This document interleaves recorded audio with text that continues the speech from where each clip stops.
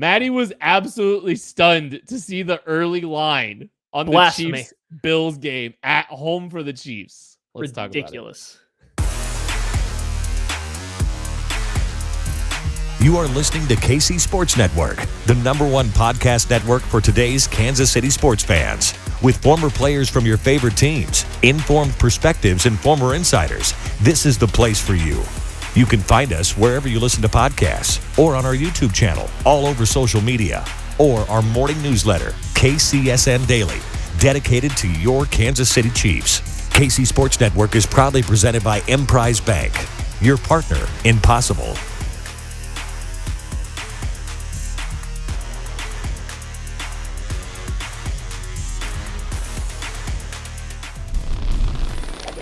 KC Laboratory, sponsored by Emprise Bank. It's the KC Laboratory presented by Emprise Bank. Look, an Emprise Bank debit card is good anywhere. Why worry about the nearest building when you can pick a trusted company that cares about the KC Metro? Debit card options to choose from, a new mobile app with all kinds of features. Emprise Bank goes wherever you go and can be your trusted partner wherever you live. They are our trusted partner with the KCSN Draft Guide. They're absolutely wonderful. Emprise Bank, member FDIC, our partner in possible. Maddie Lane is here with me. Find him on Twitter at Maddie_KCSN. Maddie, how was your 4th of July? Not not a lot happened. At this age with a bunch of animals, with some kids, we try to watch some fireworks from afar, but animals don't love fireworks. I don't know if you guys know that, dogs especially, but most animals aren't big fans of fireworks. We didn't do a whole lot, but overall it was good. It was nice to have the day off. It was good to spend some time with the family, get outside a little bit. It was hot, very hot here. How about yours, Kent? Did you do anything fun? What were you doing? I went on another road trip with the family. Maddie was calling me Travel Kent right before the show, and yeah, I traveled again. So cue the he'll go anywhere. Was that Motel 6 jingle? What was that jingle? I forget who it was from. I think it was a Motel 6 thing. I don't know. I'll be fascinated to see if you can find that by the end of the show. Because I really am curious now. But yeah, no, I went to Michigan. I drove 11 hours, a little bit more 11 hours in the car with my 2 kids and my wife. It was fun. We had a good time. The kids are actually doing pretty good on these road trips. Even I got an almost 1-year-old, and he held up all right. But so yeah, we had a good time. We obviously didn't have a show on the 4th of July. We all debated it. I mean, actually, Maddie and Craig debated it. But I couldn't have made it. I was literally I had no reception out there. Honestly, Greg and I did talk about having a show for you guys. We didn't know what we were going to talk about at the time. That's why we didn't. I get it. Without Hollywood, it would have been a subpar show anyway, because Kent wouldn't have been here. But we would have tried. We would have tried to pull through. But you would have killed it. Craig and I had no idea what to talk about. It was like how many people are gonna hang out on the 4th of July? You never know. So, but thank you for listening to this fine program today, and we appreciate you. And we are continuing our season preview. We're going week by week. We have gone through the first 4 weeks of the season, and we are going to preview week 5 and 6. Week 5 is a Monday night football matchup. The Las Vegas Raiders at home. Matthew, what do you think about the quality of the roster? So first of all, we have an update. It was Comfort Inn, and it's I've been everywhere. So close. I was in the ballpark. Yeah, exactly. Okay. Yeah, exactly. That's you this summer. Okay, so I like how you equate one of the best songs ever to a commercial. Act like I have heard that song anywhere but a Comfort Inn commercial that I don't remember. That is hilarious. Are you kidding me? So the quality of the roster of the Las Vegas Raiders, not shabby. Not great. Somewhere in the middle. There's a lot of highs. There's a lot of lows. And I think that kind of explains why the Raiders have kind of been where they are these past few years, right? Like you start to look through their offense. They have some serious weapons with Devontae Adams and Hunter Renfrow. Derek Carr's been fine at quarterback. Josh Jacobs, Darren Waller. They have guys that can absolutely help an offense, that can be the core of an offense.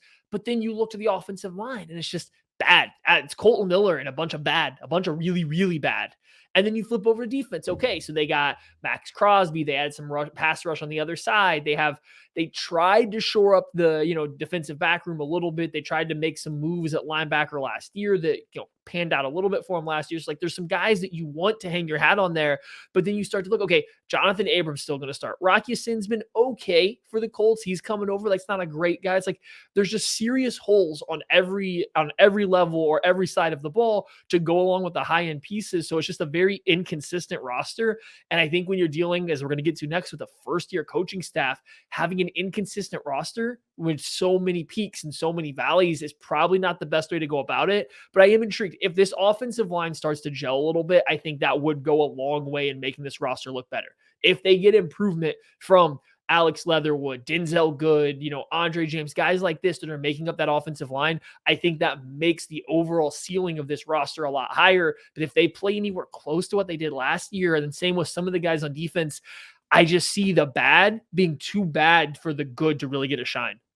Boy, that's confusing. No, I'm just kidding. Yeah, it's fascinating. It's like I'll leave the show and let you do it solo. It's fascinating. Like this whole roster construction is fascinating. Like, they've made some moves here and there. Like they've made some big swings to acquire some guys. They've traded away some pieces, like trading Yannick Ngakoue. And yeah, like Chandler Jones is there, and Max Crosby is there. They made sure to secure the services of Max Crosby on a big deal. So it's weird because this is a roster that's entering a new era. The John Gruden era is over, and they made it a point to secure some of these key pieces that were acquired by the John Gruden kind of era. Max Crosby gets a deal. Hunter Renfrow gets a deal. Derek Carr gets a deal. So they've made some investments in some of these guys that are part of an older regime. They've added their the roster construction's kind of got their own stamps, obviously, with a guy like Devontae Adams. So I'm just fascinated by this. Like, what are they? Are they making a run for?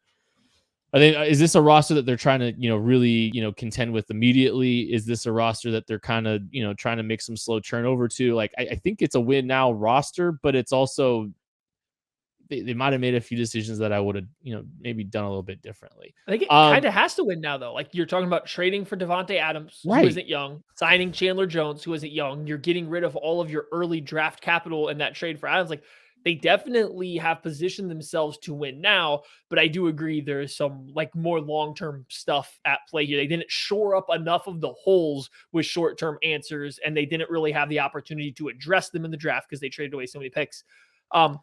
I have a new segment I'm going to add because Craig's not here. So I'm adding a segment to buy time because that's what we're absolutely going to need.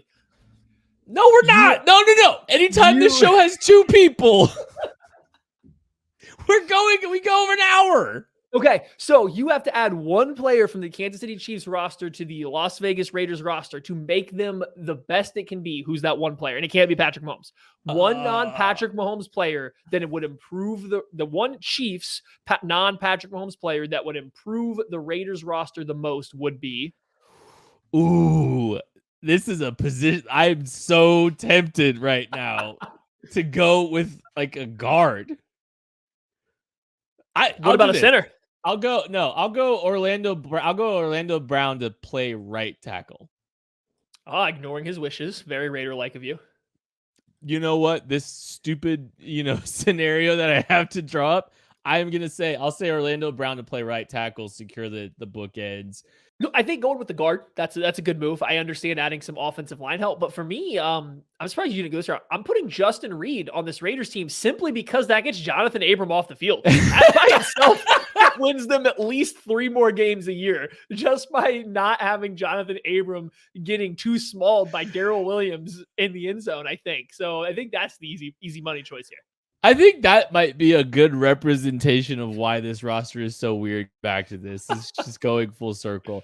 They make sure to secure every late round pick from the John Gruden, Max Crosby, Hunter Renfrow, but then Jonathan Abram, Josh Jacobs, and what's his name? The Clelin Ferrell, the 3 first-round picks that they had in one season, they all declined the option on all of them. And I just, so it's like they're ascribing blame to the past, but also like signing the past. It's bizarre. It's a weird, it's weird there. And, but it's a new staff handling this team. So what do you think of the quality of the Las Vegas Raiders staff?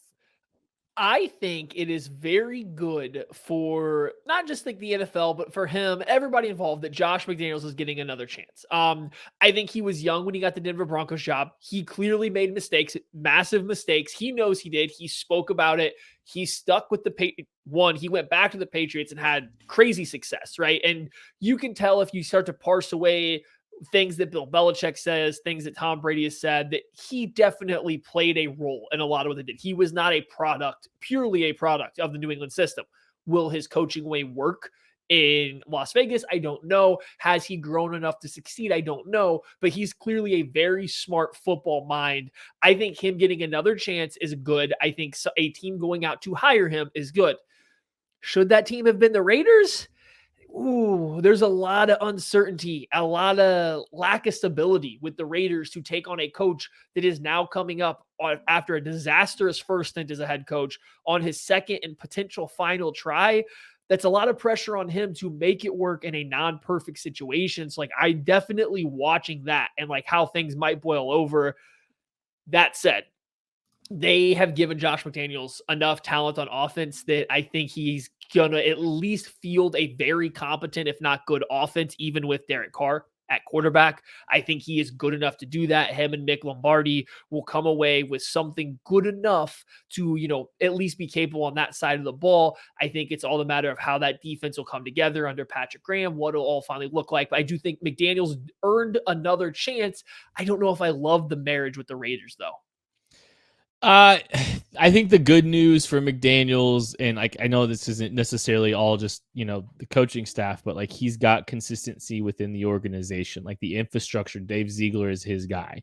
And so there's continuity from that perspective, which I think is super valuable for the experiment of Josh McDaniels out on his own. And so I think it's there's a lot to like about Josh McDaniels, the play caller. That he had some success that just fizzled out, a little bit with Denver. But I think it's a situation that there's continuity, and that's extremely valuable. Starting with the head coach, I think it's kind of smart too. I think the coach kind of having more involvement with the GM rather than vice versa is a better strategy. And Josh McDaniels has that. All right. So new additions to the roster, Matthew. There's a lot of low hanging fruit, and that's really all there is, I think. I don't know if there's a sneaky one here. So I'm going to go Davante Adams for this simple fact. I think he's the best wide receiver in football. And if not, he's a 1A to probably Tyreek Hill's 1B. And so when I'm looking at that, I'm thinking, will Derek Carr, will he be willing to force feed Davante Adams the same amount of volume that Aaron Rodgers was? Will he be willing to say, on this play, Davante Adams should be double teamed. I still trust him or trust myself to beat that double team on this play and give him the football when he should probably get it? Or will Derek Carr kind of revert to his normal self, be a little bit more risk adverse and take checkdowns, thus not using Davante Adams to his full potential? I'm curious how that marriage works. I know it obviously worked very well in college for those two players. I have a connection. Derek Carr is competent when things are going well, if not good when things are going very well. Davante Adams is the best wide receiver in the NFL. It very much could work, but I could also see Davante Adams taking a pretty big step back, especially when you look at it. A lot of where Davante Adams wins is going to be in the same types of play calls where Hunter Renfrow also wins. Not that Davante Adams can't do more, but they're both going to be more possession guys that are working short to intermediate rather than just vertical plays. Obviously Adams will work on the outside. Renfrow will be kind of out of the slot, but they're going to both be looking for the 3rd and 4 target. They're both going to be working for 1st and 10 targets. They're not really the guys stretching the field vertically. It's how much do they step on each other's toes? Then you throw in Darren Waller. I just think there's a lot of potential for Davante Adams to be a little upset at his role with this team. So I'm going to go with Chandler Jones, one of the pass rushers that, these aging pass rushers that, signed, and a couple of teams kind of in the AFC, looking to add some of these aging pass rushers to try to load up against the Kansas City Chiefs. Kind of sounds like the Chiefs might have been interested a little bit in Chandler Jones as well by some of the earlier reports. There was some connections to him early in the process. It's kind of fizzled out over time. But, Chandler Jones got a very sizable contract from the Las Vegas Raiders. And I mean, what's interesting for him is he had 5 sacks in the first game. Sacks are not the only stat, and Chandler Jones played very well last year. But it's interesting. He had 5 sacks in the first game and finished the season with 10.5. The last 16 games was only able to muster 5.5, takedowns of the quarterback. So he got still paid handsomely, and he should have. And I was very much interested in a guy like Chandler Jones. So but yeah, he's the guy to watch as a pass rusher across Max Crosby. That's a nice little duo there. The duo is being built in the AFC West to try to stop Patrick Mahomes, try to get home with as many or as few of bodies as possible. It continues to be a trend, and the Raiders definitely continue to load up on that. All right, players to watch. I'm gonna let you go first because I got a Maddie answer that's like a group of players. So I'm gonna let you go first. You're just gonna list the whole defense. So the Raiders defense is the player. No, your turn. Give me Trayvon Moehrig. All right, Tucker, I'm gonna need you to cut that out. We're gonna go with me first. No, I'm kidding. Gonna go with Trayvon Moehrig. Look, I think he put together a really solid first year in the National Football League, and he's a guy that that can make plays in the back end of that secondary. I think he might wind up being, I think he is the best player in their secondary already. And I'm a big fan of, we were a big fan of him coming out. The range, the ball skills, instincts, toughness, all those things are present in Trayvon Moehrig's game, and they translated. So I think he put together an outstanding first year.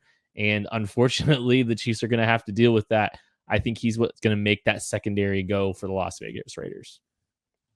So I'm going with the Raiders secondary as my player to watch. This is why I tried to let Kent go first because it was multiple guys, right? I want to see if Nate Hobbs playing in the slot can replicate his rookie success, or was this a L'Jarius Sneed situation where he hit the ground running and he was really, really good by being a product of a day 3 player that jumped out and really stood out as a good player. And then I want to see, can Trayvon Mullen continue to be one of the most underrated corners in the NFL? The Raiders secondary has been such a dumpster fire that I don't think people realize that Trayvon Mullen's actually been pretty good. He's outplayed his second round value. He's been one of their better players in that secondary for a few years. Then you talked about Moehrig already. We hinted at Jonathan Abram being a problem. And then finally, Rock Ya-Sin coming over from the Colts, where he's had some ups and downs. Like, he's very clearly been good in specific situations, but I wouldn't say he has lived up to some of that hype that he got during the draft process, but he's still a quality player. How does he adapt to this new system? So, I'm just intrigued by how that whole unit gels together. I know it's cheating a little bit or a lot bit, but I think all of those guys play, they're not necessarily interchangeable, but they work together to make an entire unit. And I think there's question marks with every single one of them. So I'm just excited to see, you're not excited, but interested to see how it works. All right. How do Las Vegas Raiders beat the Kansas City Chiefs, Matthew?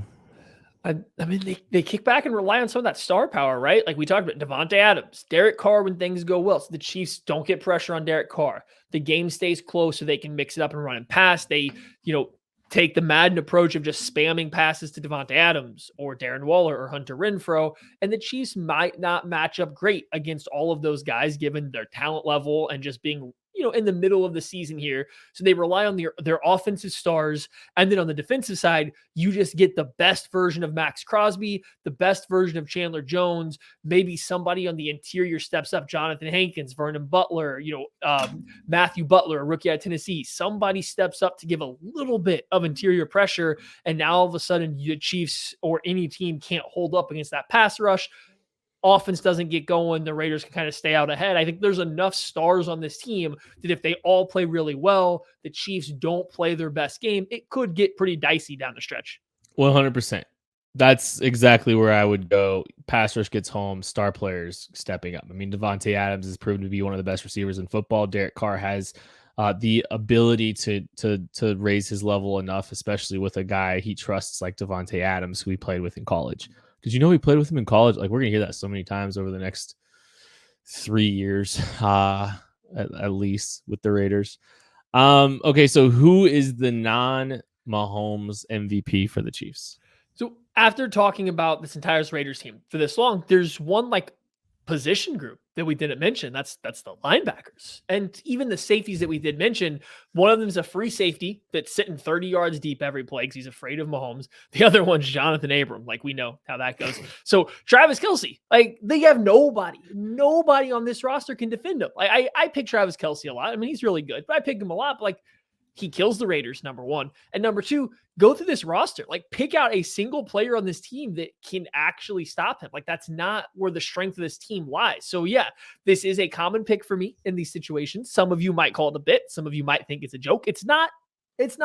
He just happens to be a great matchup here against the Raiders because, like we said, we've gone this long and we haven't mentioned a single player besides Jonathan Abram that would be attempting to guard him, and we know he can't do it.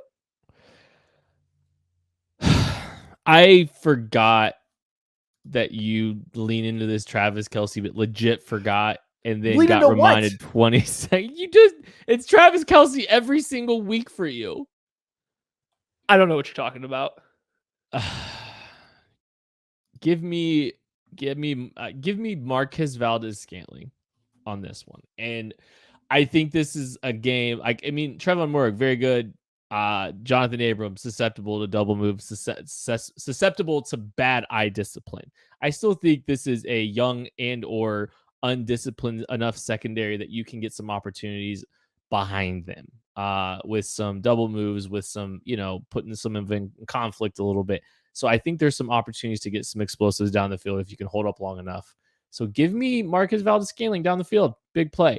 Maddie, guess the line on this game. I have it, but guess the line. Was this at home or this is a home game? This is a home game. 4.5. You are dead on. Oh, I'm good at these. You are pretty good at these. I've been nailing these right now. You are. You're pretty good at this. Yeah. So 4.5. Good job. If you're living paycheck to paycheck or struggling to make ends meet, it can be really stressful when unexpected expenses come. Now, Dave can help you get out of a pinch when you really need it. Dave is the banking app that can help you get up to $500 instantly with extra cash. That's more money to fill your tank, buy a wedding gift, or catch up on bills.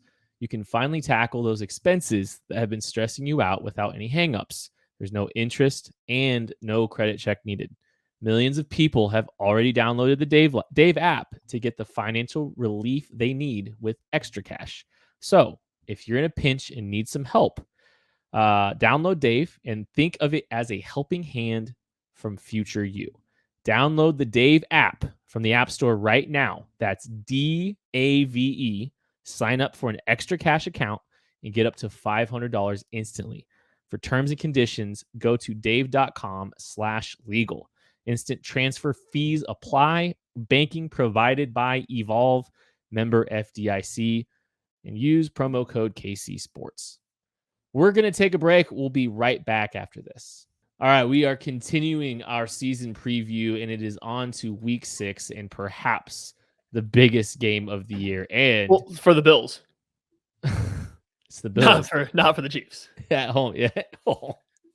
At home, the Chiefs play the Bills Sunday. It's like it's the one game CBS secured and made sure was not movable. Like, they are holding on to this game. They should, because the last time these two teams played, it was the greatest game in NFL history. I've also heard that every business in Buffalo has shut down to make this a national holiday. It's when the Buffalo Bills play the Kansas City Chiefs in Buffalo. It's a citywide holiday because it's the biggest day of the year for them, like it was last year when they played in the regular season. Well, yeah, and they're playing again in Arrowhead, the scene of the crime last year in the AFC divisional round. The Bills came up 13 seconds short. And one Patrick Lavon Mahomes short. What's the quality of the roster, though, hold Maddie? on. Who did he throw to on that really, really big play of that drive? There was a Tyreek Hill part, obviously, but before that, who did the ball go to? Okay. The quality of the Buffalo Bills roster is pretty good. This is why they are a lot of people's favorites to win the Super Bowl, or at least the AFC. A lot of good players across the board. One of their biggest holes most of the time has been their cornerback room, their secondary outside of the safeties. Not only did they get Tre'Davious White back from injury, they finally invested in a real cornerback 2 across from him after investing in the defensive line for almost year after year before that. Yeah, they lost some players in the wide receiver room, but they come back, they replace those guys. Now you got, it's led by Stephon Diggs. Gabriel Davis looks like he's kind of taken a little bit of a step forward. This could be a year that he could maybe really do that again. Led by Josh Allen.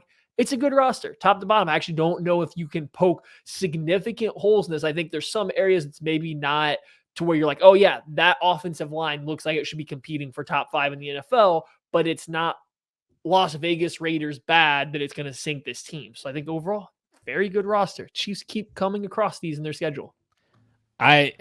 In totality, if you look at totality, I don't know if there's a better roster in the NFL. Like, Josh Allen's a dog. He's the second best quarterback in the NFL. I think extremely highly of him. And you look at the last performance he put on the board against the Chiefs was outstanding. And I think he's continuing to get better. I think this is a very complete, like, I almost like work with me for a second, Maddie. I look at the Bills as it's like if the Colts got it right at quarterback. Like they've drafted really well. They've added really quality pieces. They've been a little bit more aggressive with some of their free agents like Stephon Diggs, and like now Von Miller, but like the Colts finally made some big swings too. Like they made big swings at defensive tackle, but they got the quarterback position right. They have really quality depth. They have really quality players. They have some young ascending talent. I think they've done a great job building some swings at the defensive end position, like Greg Rousseau, Boogie Basham, AJ Epinesa. Like not all of those guys are going to hit, but they've given themselves some really quality swings there. I think there's depth along the defensive line. I think there's depth along this team. And you can't find a lot of holes to poke. And then when you take all of that into consideration in totality with Josh Allen being one of the best quarterbacks in the National Football League, man, I like the long-term health of this football team, the short-term health of this football team. This is undoubtedly the number one contender to the Kansas City Chiefs. And I get why people are arguing that the Bills, this is finally the Bills' year to actually, pull it off. They're not as cowardly as the Colts. I can't sign off on that comp. They're just not as cowardly. It's not an apples to apples comparison. Right. Like I understand where some of the pitfalls are with the argument, but I mean, they've done it they've been sound and disciplined over the last 5 years, and that's why they're in the position that they're in. On top of, hey, they were in a position to draft the quarterback. They actually did it. They pulled it off. They developed him. They built around him. They did some really good stuff. But no chance the Bills build their team around an offensive guard taken in the top 5 and a running back. Sure. No chance. No chance. Which goes to the coaching staff, who I want to give. But the Bills have not ignored the running back position with early draft capital. No, they have not. They have spent plenty of draft capital at the running back position too. So that is true. But Devin they've spent 2/3 in a second round pick on running back. But they haven't taken a guard with the top 5 pick and made him the poster boy of their offense. But that goes to credit to Sean McDermott and this coaching staff. They realize that it is the year 2022. You do not win football games by running behind your left guard. So instead, you get a quarterback, you get some tackles, you get some pass catchers, you get pass rushers, and you go after the quarterback. You don't try to cheap out on pass rusher or quarterback or wide receiver. This is what separates them from the Colts. Sean McDermott, very good coach. I don't know if he's my favorite coach in the NFL or top 5 in terms of situational coaching. I think the last 2 times the Chiefs have gone up against the Bills in the playoffs, he has made situational coaching errors, and they have come relatively routinely. So I do think there is some stuff to work out there with his coaching staff, like from his coaching standpoint. Very good in the offseason, very good week to week. within the game, I don't know if he's got that top tier stranglehold just on the game flow and what to do at every moment in turn. That doesn't mean he's a bad coach. I think he's a really good coach. I just think he is prone to make errors within the game. The big one, I'm going to save most of, this one for Kent, because hopefully he's on top of this. The Bills have lost, Ken Dorsey's their offensive coordinator now. Like, we're going to see kind of what this starts to look like a little bit for them. Like, how is this gonna look now that it's changing? What's this overhaul gonna look like? Is there gonna be much of a change? Is he ready to be the offensive coordinator for a defensive-minded head coach? I don't know. I don't have the answer to that because we haven't seen it yet. But he is stepping into big shoes for, Matt Dable, who had been very, very good in that role. Is he ready for that, or is he not? Brian Dable was outstanding, and he did a great job developing Josh Allen. He was a big pivotal role in developing Josh Allen. And one of the values Bills have been able to show here is the continuity that they've had on their staff over the course of, the last few years. I think that's been very valuable for this football team.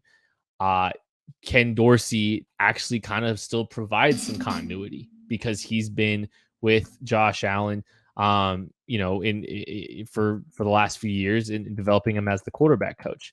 And what we're not talking about? The new quarterback coach is Joe Brady, who got did dirty by Matt Rule in Carolina. That is a monstrous addition. Joe Brady can call a game. I don't care. He got dealt a lot of crap to deal with, but that man had that LSU offense with all the talent in the world. Shut up, Maddie. I got it. Humming. I love Joe Brady still. I have no doubt that, especially as a quarterback coach, I think that Joe Brady and Ken Dorsey together, a couple guys, a couple really good minds, still continuity for Josh Allen. I don't think the landing is going to be it's going to be a very soft landing from the Brian Daboll era, for Josh Allen. I genuinely believe that. I find it really intriguing that Joe Brady thought that this was his best fast track back to a new job. Going to the Buffalo Bills that have a quarterback who's clearly ascending, who's kind of already hit a peak, that getting a higher peak doesn't seem that achievable. And that's not a knock on Josh Allen. It's just there's not much more room to go up.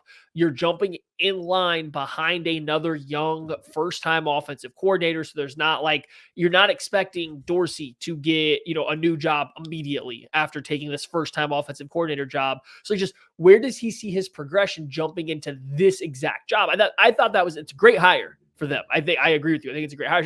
I thought that was interesting to not go latch on to a rising or a younger quarterback if there was an available job for that, or somebody that had been struggling so that he could help the turnaround to propel his own career.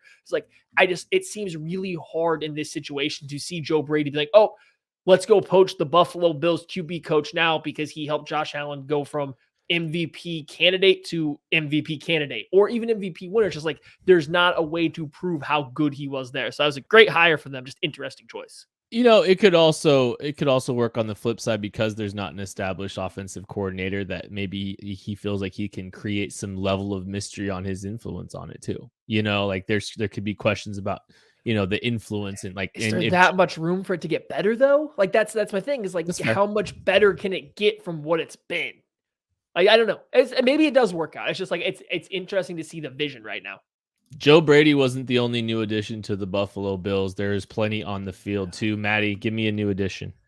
The addition of this transition should be my pick here. That was fantastic. I'm going to go with a sneaky weird one. OJ Howard, tight end.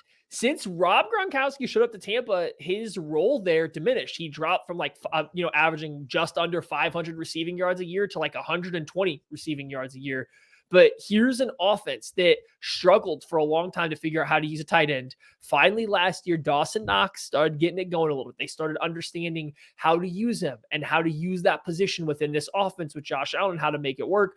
Now they're going to add in a second tight end, OJ Howard, for a team that found that going with heavier personnel later in the year, using the fullback Reggie Gilliam, that they had found success. What happens now when you replace him with OJ Howard, a more athletic player that's a capable blocker? It's just, I think that's a really good addition for them when they want to go with heavier personnel that still keeps at least 4 quality pass catchers on the field. So like, I'm highly intrigued to see what this offense does. We just got done talking about how this offense could get better, where it might look better. I think could be a little bit of a secret up. And if you get him back to, his 2018 form where he averages as a tight end 400, 500 yards, has a 100-yard game in there, like, that's a big deal for them. So I'm highly intrigued to see what he can do in this new offense and if it changes how they run things a little bit because they have 2 capable tight ends. I absolutely love that call. I think that's a great route to go. And OJ Howard, like, he played 17 games for the first time in his career. Played 16 games. Well, I mean, everybody played 17 games for the first time in their career last year, but he hadn't broke 14 games in any of the 4 years prior to that. And, it's kind of hard to build the trust of Tom Brady. And if other guys are building the trust of Tom Brady, like, there's enough circumstances there where, like, you still believe in the talent. Like, I think this is a very talented football player. The pressure's not on him in some giant capacity because they still have Dawson Knox there. I love that idea. I think that's a great call. I'll take the low hanging fruit because we're continuing to talk about these teams grabbing aging pass rushers. Von Miller is the aging pass rusher that the Bills have went to acquire. All these guys over 30, teams loading up to try to stop the Chiefs. A lot of this is Chiefs centric. Ed Oliver is the guy that you're hoping is providing that interior pressure. And, Von Miller is the stability at the edge position that this team needs. We talked a little bit about some of these young pass rushers that this team has added, the Greg Rousseaus, the Boogie Bashams, the AJ Epinezas. They're swinging early on pass rushers to try to identify some guys. And I mean, I think Greg Rousseau showed some promise last year, and the pressure's off these guys a little bit now because Von Miller is in the mix. They don't have to make the giant leap to improve the pass rush for this football team. Von Miller is the guy in the mix now to kind of help provide some consistency there. So that's the new addition for me. Players to watch, Matthew. It's a guy I mentioned a little bit earlier, Gabriel Davis. I think Chiefs fans' lasting impression of him is yikes, as he's still beating Mike Hughes on corner post routes over the middle. Mike Hughes hasn't got up yet. So that was ex UCF night on ex UCF night action right there. So he is poised to have a big step. They got rid of Emmanuel Sanders. They got rid of some guys ahead of him in terms of the target share list. They've added some other players. They added Jamison Crowder. They drafted Khalil Shakir. They added some other players, and OJ Howard, who I mentioned, but I don't know if anyone's poised to take that wide receiver 2 role or target share away from him right now. So I think he playing opposite of Stephon Diggs on the outside, being the bigger wide receiver, the vertical threat wide receiver as well. He's in a position to have that full-on breakout year stacking on top of his last game against the Chiefs in the playoffs where he put up insane stats.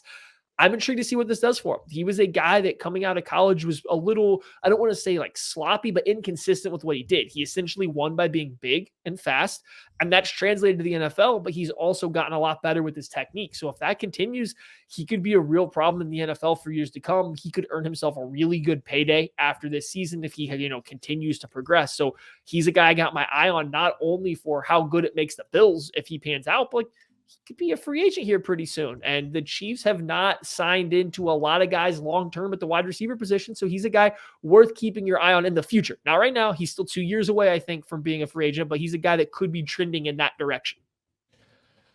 I go back to the 2022 NFL draft, and the Chiefs were able to trade up to acquire a cornerback by the name of Trent McDuffie. And there was some footage and some behind the scenes film of the Buffalo Bills, making their move maybe to acquire a cornerback of their own after the Chiefs had selected Trent McDuffie with the New England Patriots pick, who just so happens to be a rival, a divisional rival of the Buffalo Bills.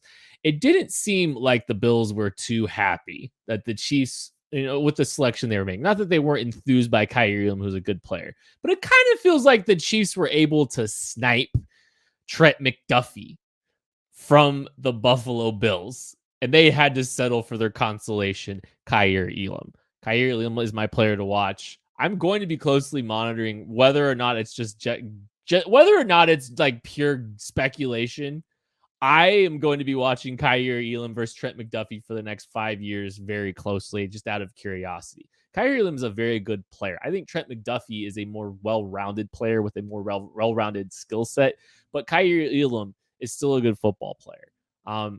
He is people are hoping, that he can, hold up well alongside Tre'Davious White, because the problem for the Bills a lot of times has been the cornerback opposite Tre'Davious White. Kyrie Elam's going to get an opportunity to be that guy, be the consistent anchor there across from him.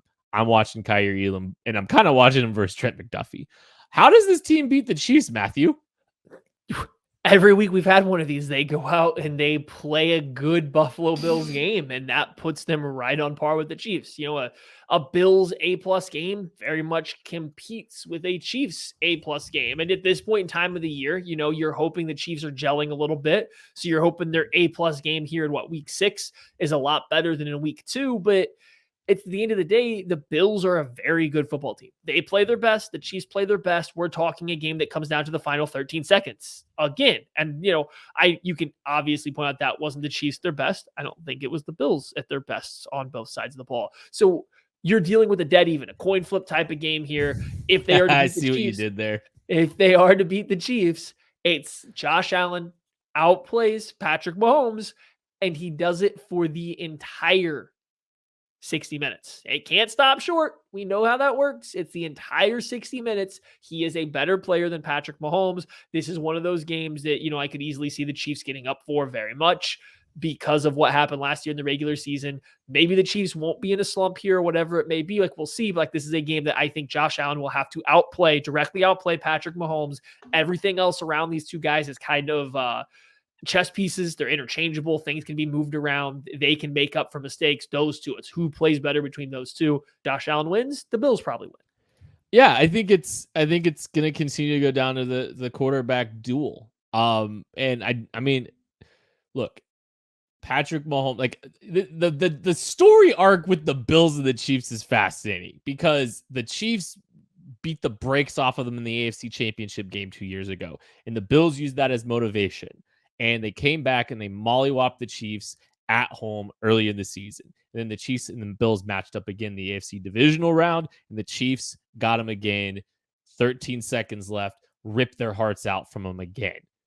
There's yeah, sure, I'm sure the Bills are going to be motivated and hurt by the past, but this is the same cycle.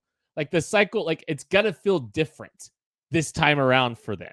But I think it's probably, to your point, Maddie, I think this is different for the Chiefs this time around too, because it just feels like until Josh Allen actually does it, it's just he's gonna remain little brother, because that's what he is right now. The Chiefs have owned the Bills largely outside of one game, and Big Brother continues to come out on top, and it doesn't matter if you give him the slightest crack.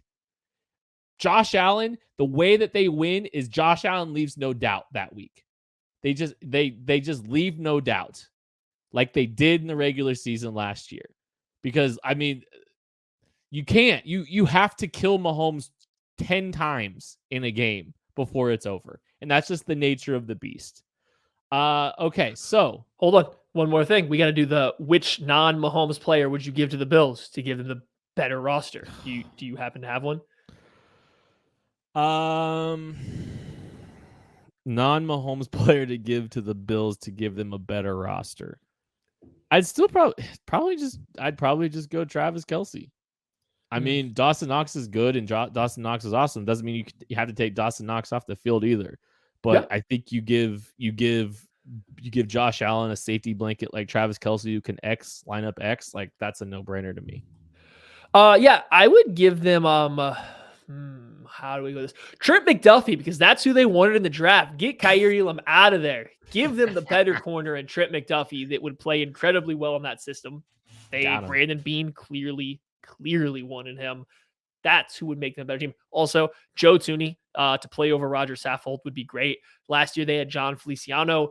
He handled some of the leadership stuff on that offensive line, especially when Mitch Morse was out, giving them a leader like Thuney that's also a better guard than Saffold and more reliable, I think would be very good for them. That's like one of their few question marks, is kind of that interior offensive line, or I guess they're not bad. It's just not great compared to a lot of the rest of the roster. Tooney would make them better, but I like the Trent McDuffie just to slander the other team to keep this consistent.